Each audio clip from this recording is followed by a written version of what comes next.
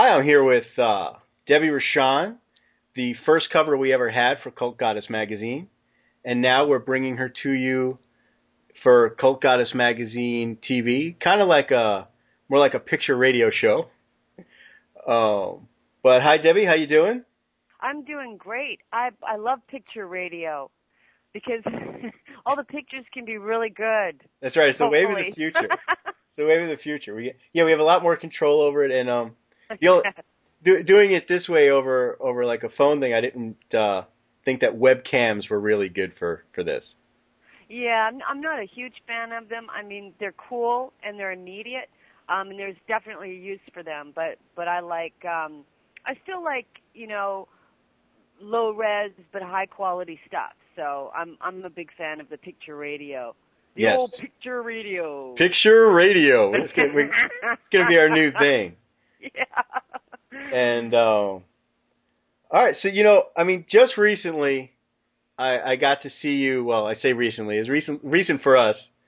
I got to see you when we worked on Alien Vengeance 2: Rogue Element, which is just now available. But you've been in both Alien Vengeance movies. Yes. And I've asked everybody else. I actually haven't. I just kind of assumed you're going to be in Alien Vengeance 3 with us, which we're doing in 3D. Tell me a little bit about your character in Alien Vengeance. Well, she's a little bit of enigma to a certain degree. She's sort of like the go-to person when everybody else has gone too already. she's basically like. Did you like that description? I like that. That's actually how I wrote the character bio. Yeah. Yes. It's funny because it's truly, honest to God, a character that I was born to play. I've always wanted to play, always my whole life, and I can't wait to do more with her because she's done little bits. And probably some of the funniest yet coolest stuff we've done is the sort of like character intro bit, which was, just a joy to do, fun to watch, and it's fun to be cool. And I've been, tough, and I've been crazy, and I've been, possessed, and I've been a lot of things in movies, but, okay, here's my chance to actually do something along the line of my favorite movies, like whether you want to talk about Road Warrior or the obvious, which would be Snake from Escape from New York or something like that, but just like to do someone who's tough and cool. She doesn't necessarily have to be insane or possessed.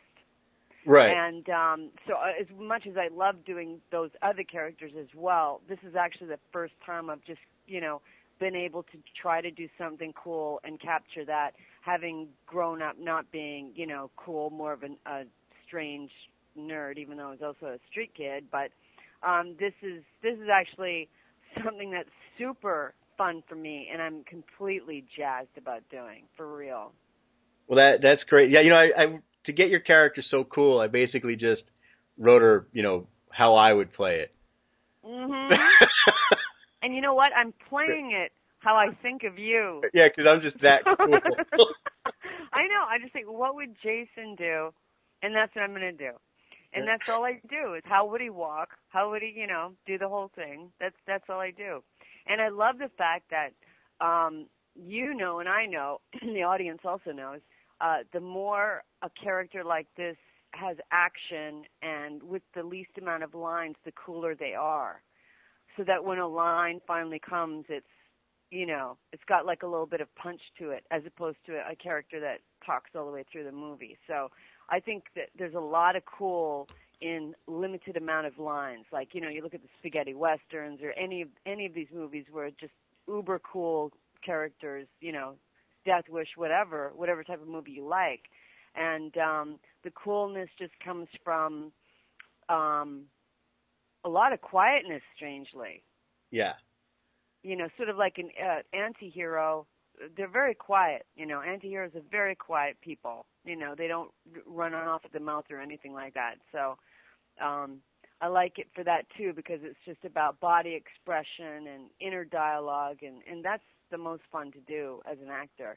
I mean, beginning actors will sort of start out and count their lines. They're like, well, I only have like 57 lines in this, and you have 102.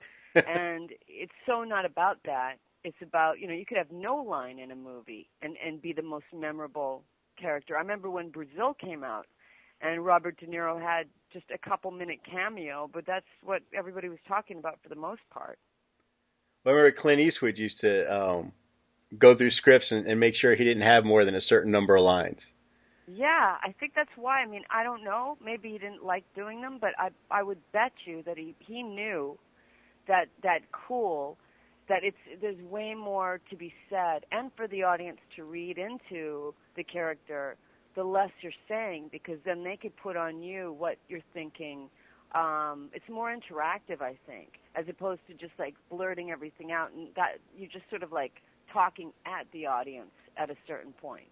And I think he's just he's one of the kings of cool, and I think he knew that.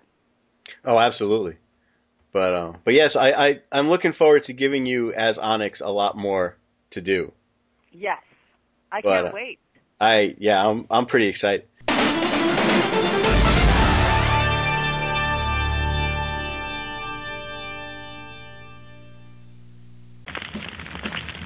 The Army, Air Force, Navy, and Marines answer to the President of the United States of America. The President answers to the American people.